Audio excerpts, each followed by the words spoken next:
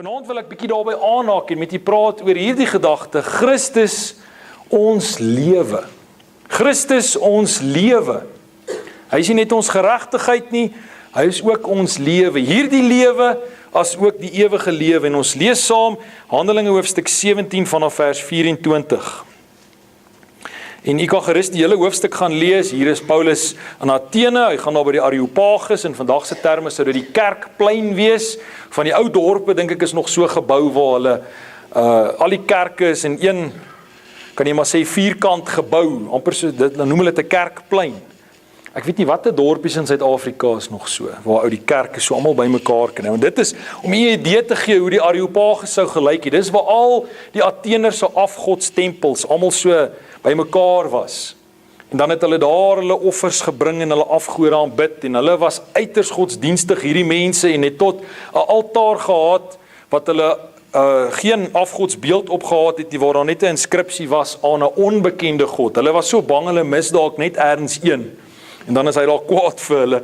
Nou, en Paulus kom in hierdie gedeelte praat hy juis met hulle en hy gebruik hierdie altaar as 'n aanknopingspunt om met hulle te deel oor die ware God. En dan lees ons vanaf vers 24.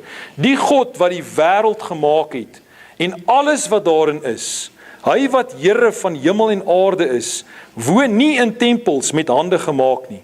Ook word hy nie deur mense hande gedien, asof hy aan iets behoefte het nie, omdat hy self aan almal lewe en asem en alles gee.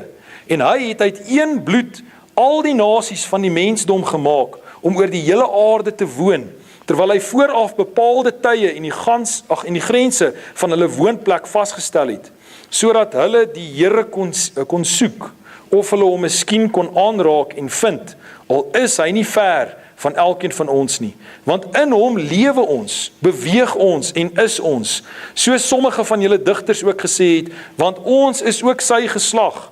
As ons dan die geslag van God is, moet ons nie dink dat die godheid aan goud of silwer of steen, die beeldwerk van menslike kuns en uitvinding gelyk is nie. God het dan die tye van onkunde oorgesien en verkondig nou aan al die mense oral dat hulle hom moet bekeer, omdat hy 'n dag bepaal het waarop hy die wêreld in geregtigheid sal oordeel deur 'n man, dis Jesus, wat hy aangestel het, en hy het hiervan aan almal sekerheid gegee deur hom uit die dode op te wek. Net tot sover my teksvers is vers 28, net hierdie A-gedeelte, want in hom lewe ons, beweeg ons en is ons. Ek praat met u vanaand oor Christus ons lewe. My broeder en suster, in die eerste plek is Jesus die bron van hierdie lewe. Hy is die begin en die bron van hierdie lewe. Ons het dit gelees, hy sê in vers 24, die God wat die wêreld gemaak het en alles wat daarin is, hy wat Here van hemel en aarde is, woon nie in tempels met hande gemaak nie. So, hy begin as hy met die Atheners praat en hy wys vir hulle, dat die God wat ons aanbid, is die skepper van hemel en aarde. Nie net van die hemel en die aarde nie, maar ook ons as mensdom, vers 26, en hy het uit een bloed al die nasies van die mensdom gemaak, om oor die hele aarde te woon. So, hy bring onmiddellik God as skepper in die prentjie in. Jy moet onthou dat hy nie hier met Jode praat wat die Ou Testament ken en die skepingsverhaal ken en hulle het verskillende gode aanbid. En hy kom en hy sê vir hulle dat die God wat ons aanbid is die skepper van hemel en aarde. Hy is die skepper van die mensdom. Vers 25 sê dit so mooi, ook word hy nie deur mense hande gedien asof hy aan iets behoefte het nie, maar hoor nou, omdat hy self aan almal lewe en asem en alles gee. Hy is die bron en die begin van hierdie lewe. Alles, my broeder en suster, is deur Jesus Christus geskape. God die Vader het geskape deur Jesus Christus met die krag van die Heilige Gees. So die drie eenheid was betrokke, al drie, by die skepping. En jy kan dit gerus gaan lees, die hele skepingsverhaal, veral daar in die eerste paar verse, sal jy dit duidelik sien. God die Vader het geskep, en die woord is Christus, en die Gees het gesweef bo die waters. God die Vader het geskep deur Jesus Christus met die krag van die Heilige Gees. So lees ons dan byvoorbeeld in Johannes hoofstuk 1, Vanaf vers 1, in die begin was die woord. Dis Jesus. Vers 14 sê vir ons, die woord het vlees geword en onder ons kom woon. So die woord is Jesus. In die begin was die woord en die woord was by God en die woord was God. Hy was in die begin by God. Hoor nou vers 3, alle dinge het deur hom ontstaan en sonder hom het nie een ding ontstaan wat ontstaan het nie. Hoor nou wat sê vers 4, in hom was lewe. En die lewe was die lig van die mense. My broeder en suster, buiten God, buiten Jesus, is daar nie lewe nie. Christus ons lewe. In hom lewe ons, beweeg ons en is ons. Sonder hom en buite hom bestaan niks nie. Selfs die hel, my broeder en suster, kan nie buitekant God bestaan nie. God is teenwoordig in die hel. Net op 'n ander manier. Daar is hy in sy totale wraak teenwoordig. Want nie eens die hel en die duiwel kan buitekant God bestaan nie. So alles in hierdie ganse skepping, ook ek en u, is afhanklik van God vir ons bestaan. Hy is die bron en die begin van die ganse skepping. So leer Kolossense 1 ons ook daar vanaf vers 13 af kan jy gaan lees. Hoe dat hy die beeld van die onsienlike God is, die eersteling van die skepping en hoe dat alles deur hom ontstaan het. Hy is die bron en die begin van die lewe. In die tweede plek, my broeder en suster, hy is nie net, soos ons nou gesien het, die bron en die begin van die lewe nie. Hy is ook die instandhouer van die lewe. Hy het nie net alles as 'n proses aan die gang gesit en het maar net daar gelos om nou maar hulle gang te gaan nie. God is in beheer. Jesus Christus is die instandhouer van die skepping. Ja, daar's baie dinge omdat hy aan die mense vrye wil gegee het wat hy ons toelaat om te doen. Om ons eie vrye wil te kan uitoefen, maar selfs dit kan nie geskied buitekant God nie. Hy laat ons toe om tot 'n mate te gaan, selfs die Satan, my broeder en suster, as jy byvoorbeeld Job gaan lees, kan nie doen wat hy wil nie. Hy kan nie tot op 'n punt gaan. God stel die perke. Dis vir my so mooi hoe dat die Here hier uitdruklik sê, Paulus wat dit aan ons verkondig in die Here se woord. Hy sê vers 26, terwyl hy vooraf bepaalde tye en die grense van hulle woonplek vasgestel het. God sê, wat is die grense, my broeder en suster? En binne daai grense kan ons tot 'n redelike mate ons vrye wil uitoefen. Maar die punt wat ek wil maak is, hy sê dat die Here is ook die instandhouer, want dis wat hy hier sê, ons teksvers, want in hom lewe ons, beweeg ons en is ons. Nie net het hy alles geskape nie, maar buiten hom kan jy nie eers beweeg nie. Buite hom kan jy nie eers asemhaal nie. Dis tog wat hy ook hier sê, want hy self gee aan almal lewe en asem en alles. Alles wat ons het ons te danke aan Jesus Christus, want hy is die begin en die instandhouer van hierdie lewe.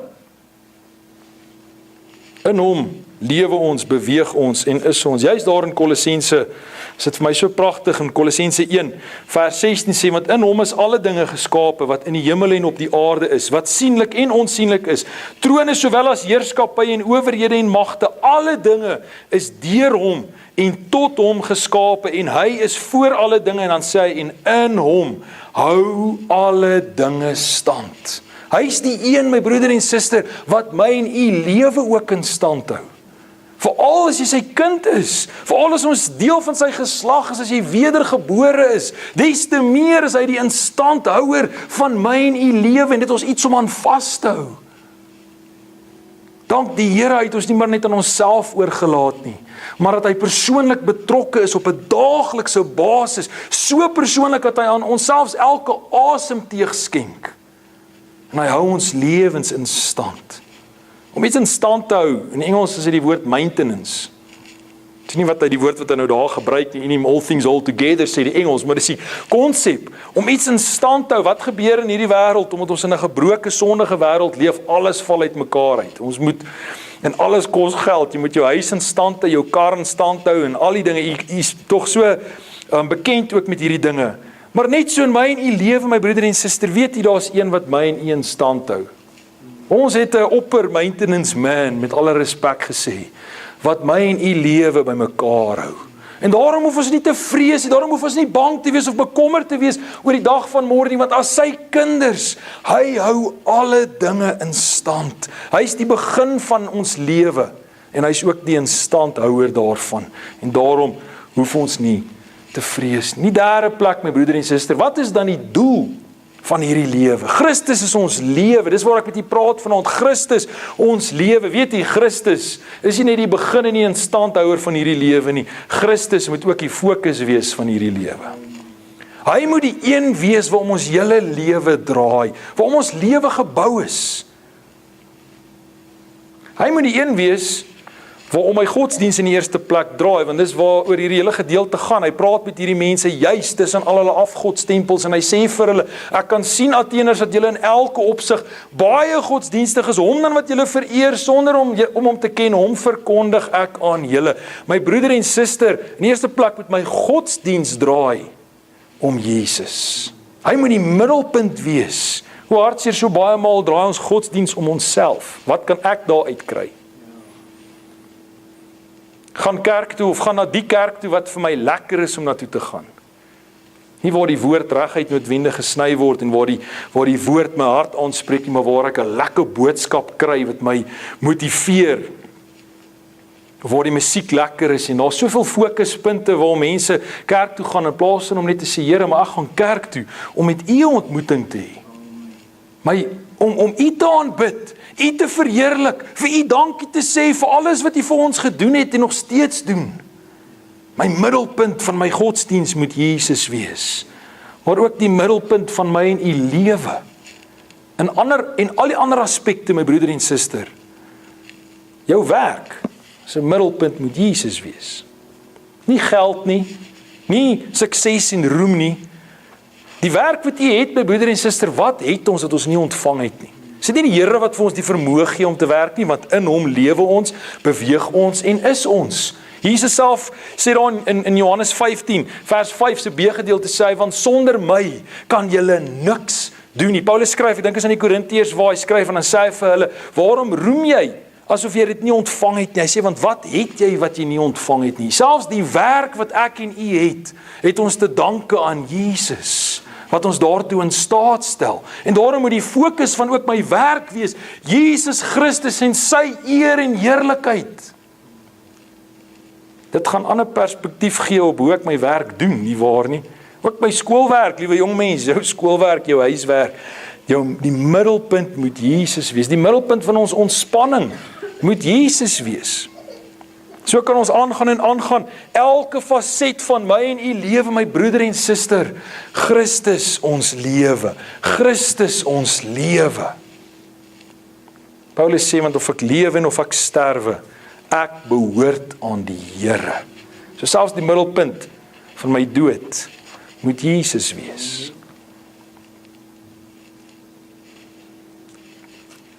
Paulus gaan aan, praat hy met die Atheners. Lukas skryf dit vir ons in Handelinge 17. My broeder en suster, nie net moet hy die middelpunt van ons lewe wees nie. Ek dink die doel, nie net van hierdie lewe nie, maar ook die ewige lewe, as hy ons lewe is juis wat hy hier sê, sodat hulle die Here kon soek, of hulle hom miskien kon aanraak en vind.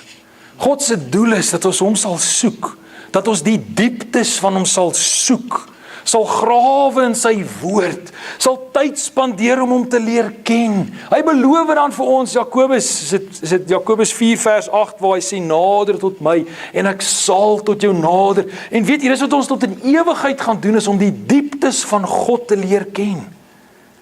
Maar as hy nie nou al die middelpunt van jou lewe is nie, gaan hy ook nie in die ewigheid die middelpunt van jou ewige lewe wees nie.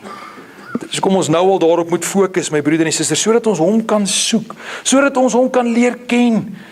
Pastor Dries het Sondag ook genoem van hoe dat Adam en Eva 'n volmaakte verhouding met God gestaan het, en hoe dat deur die sondeval daai verhouding verbreek is, en hoe dat die Here sy hele verlossingsplan daarop gemik is. Nog voor die skepping, nog voordat dit gebeur het hy geweet in sy alwetendheid, omdat hy die toekoms ken dat dit gaan gebeur, en was sy doel om die verhouding weer met die mens te herstel.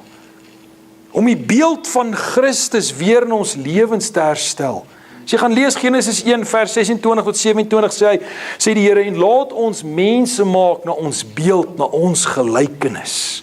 Weet jy, wanneer die diere na Adam gekyk het, moes hulle Jesus sien. Wanneer die wêreld na my en u kyk, moet hulle Jesus sien.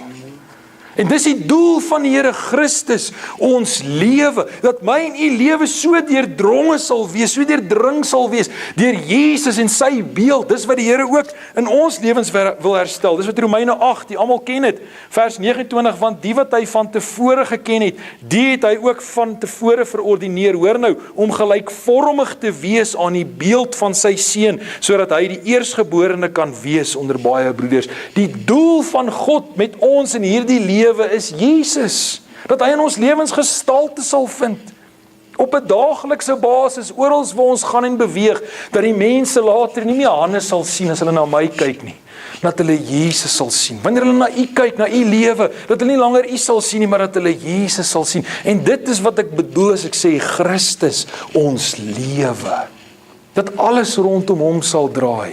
Sê jy wat ook in Galasiërs skryf Paulus en sê hy, ek is weer in barensnood totdat Christus in julle 'n gestalte verkry. Christus ons lewe. Waarom lewe u, my broeder en suster, en waarom lewe ek? Waarom draai ons lewens?